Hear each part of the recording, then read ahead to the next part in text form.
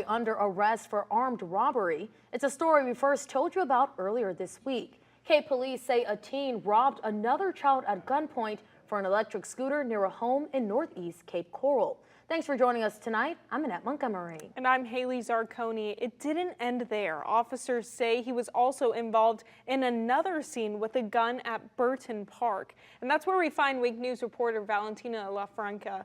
Valentina, you spoke to somebody who helped get the gun away from him at that time. What did he say to you tonight? Well, yes, he was actually on this softball field coaching his daughter's softball team when he was alerted that a 13-year-old allegedly had a gun. He was one of the few parents to approach, and he says he's lucky he was there because the situation could have gone very differently. Christopher Nicholson was coaching softball at Burton Memorial Park on Tuesday night when something he never expected unfolded before him. One of the parents just came to the fence line and said that there was a child with a gun, there was a kid with a gun, there was a kid with a gun down at the playground. And this was after that same teen showed a gun to another child and took their electric scooter. Cape Coral police says the suspect threatened another child's life at the park. He said, "I'm going to shoot you." Nicholson says it was a 12-year-old boy who was the target. And he told all the other kids at the playground to get away from the playground. And then he did the smartest thing he do. He didn't cause any confrontation. He went and told an adult right away. So that was great. That's what saved, I think, multiple lives that night.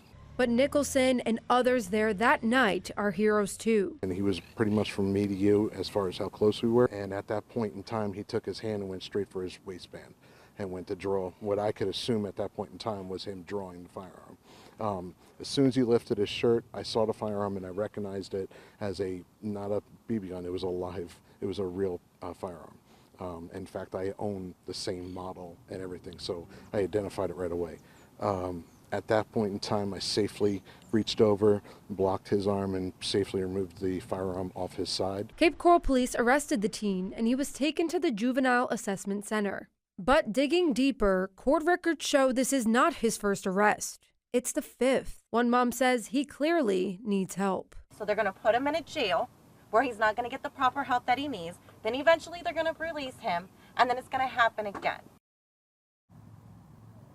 The Florida court site goes through the juvenile justice the juvenile justice process, and it shows that a child may only be held for 21 days, and then it's up to the judge to determine whether they will go into a program or not. On the Night Beat, Valentina LaFranca, Wink News. Thank you, Valentina.